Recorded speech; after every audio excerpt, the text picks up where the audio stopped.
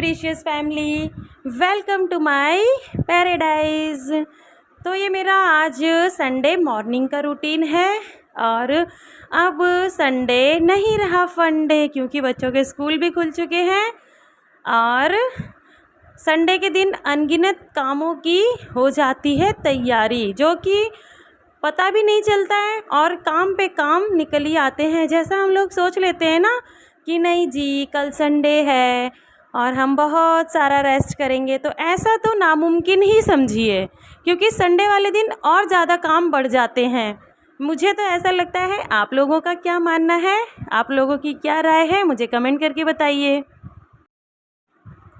So guys, सुबह के बज चुके हैं 8 और मैंने यहाँ कर लिया है अपना पूजा का सारा काम ख़त्म। पूजा, झाड़ू पोछा, जो भी सुबह का काम होता है, मैं अपने कामों से हो चुकी हूँ फ्री। और मैंने अब पूजा से पहले ना मैं अपने लिए चाय चढ़ा के गई थी और मैं हमेशा चाय का प्रोसेस हमेशा स्लो करती हूँ। चाय का पानी भी मैं स्लो में ही उसको बॉइल्ड करती हूँ और फिर इसको दूध डालने के बाद भी मेरा इसका प्रोसेस स्लो ही रहता है, ताकि मुझे अच्छे से पकी हुई चाय ज़्यादा पसंद आती है।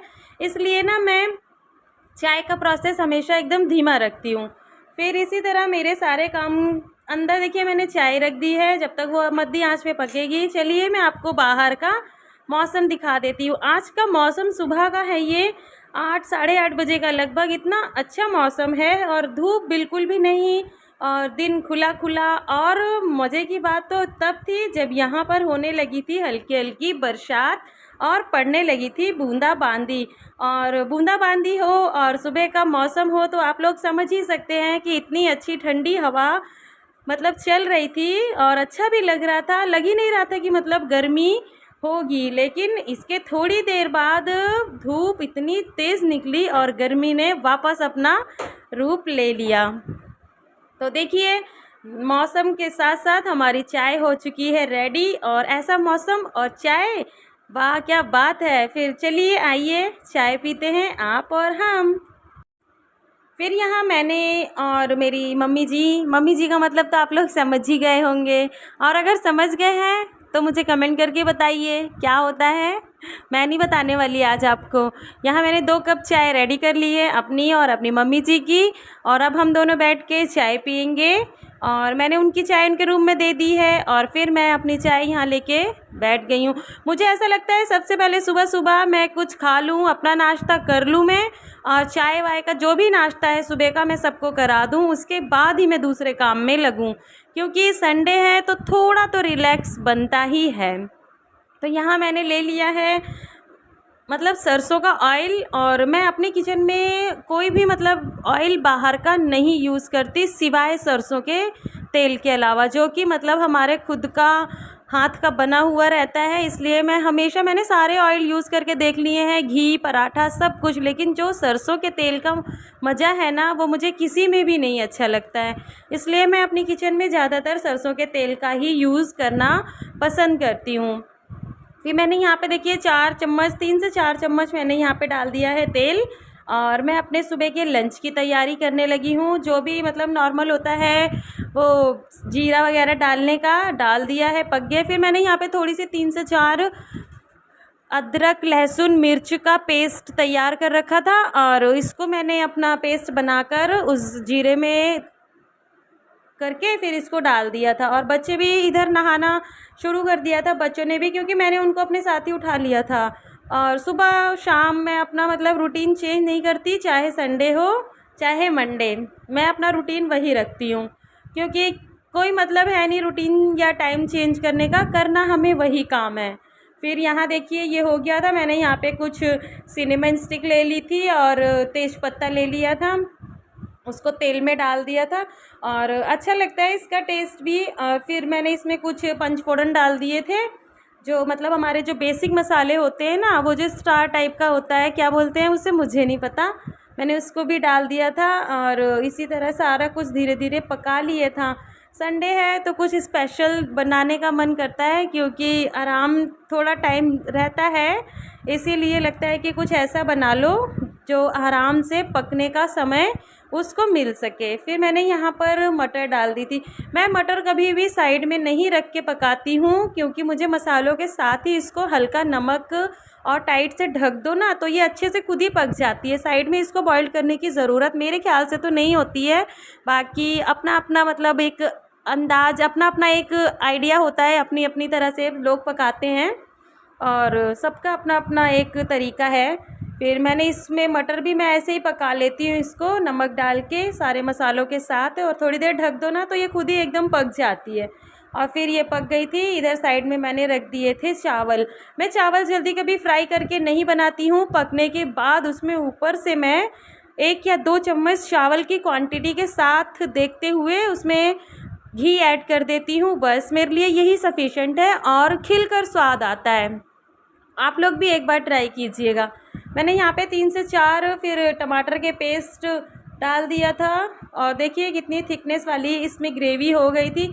और अगर आप में मतलब आपके घर में कोई एक्स्ट्रा हो या गेस्ट आ गए हों तो आप इसमें इसकी टमाटर की प्यूरी के साथ ना आप इसमें अलग से इसका पेस्ट बनाकर डाल सकते हैं। और जैसे मूंगफली हो गई, काजू का इस तरह हो गया ना, मैं यहाँ पे मूंगफली मैंने यहाँ पे 1 कटोरी ले ली थी। 1-1.5 मुट्ठी के अंदाज से हल्का सा पानी डाल के इसको मैंने पीस लिया था।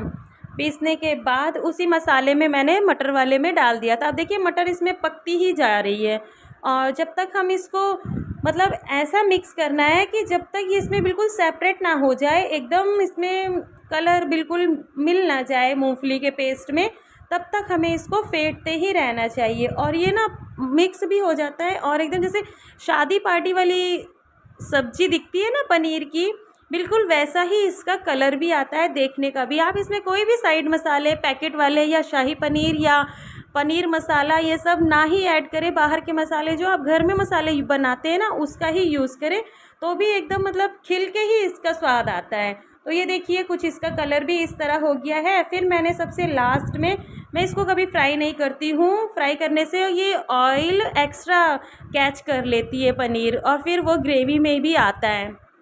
तो मुझे लगता है कि मैं ऐसे ही इसको सिंपल, जैसा भी आपको कट करना हो, जैसा आपको मतलब पसंद हो वैसे नॉर्मली कट करती हूँ मैं तो।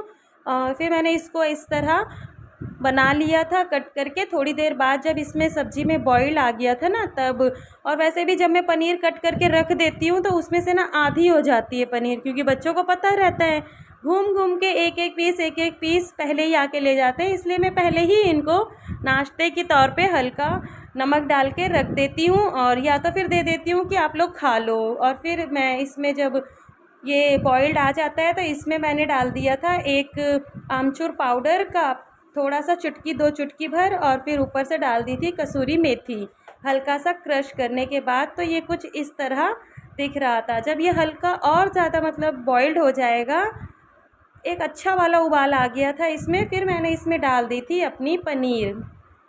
फिर कुछ ज़्यादा ही भर गई थी लेकिन गिरी नहीं थी।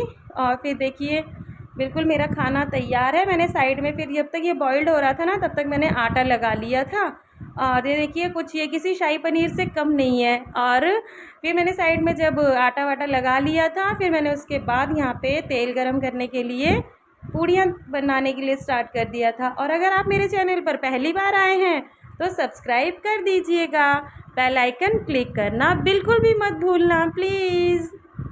तो आइए देखिए तेल गरम हो चुका है और हम बना लेते हैं पूड़ियाँ। और मैं अपने स्पेशल तरीके से पूड़ी बनाती हूँ और देखिए कितना अच्छा, मतलब मुझे ना एक जो कुरकुरी वाली पूड़ी होती है ना वो मुझे अच्छी लगती है। और आप लोगों को कैसी अच्छी लगती है आप लोग मुझे बताना, और जैसी अच्छी लगती है आप लोग आइए, आप लोगों का स्वागत है मेरे इस संडे की टेस्टी टेस्टी यम्मी रेसिपी और वेज थाली पर, यूपी स्टाइल वेज थाली। और देखिए, और मटर पनीर की सब्ज़ी हमेशा अच्छी लगती है पूड़ी के साथ भी, और कुरकुरी कुरकुरी हो पूड़ी और गरम गरम रोटी के साथ। तो जी लीजिए खाना तैयार है। Ten thank you for watching. और साक्षी जल्दी आओ, आपके लिए तैयार है खाना। आप लोगों को कैसा लगा मेरा व्लॉग मुझे कमेंट बॉक्स में कमेंट कर दीजिएगा। Bye bye, thank you for watching.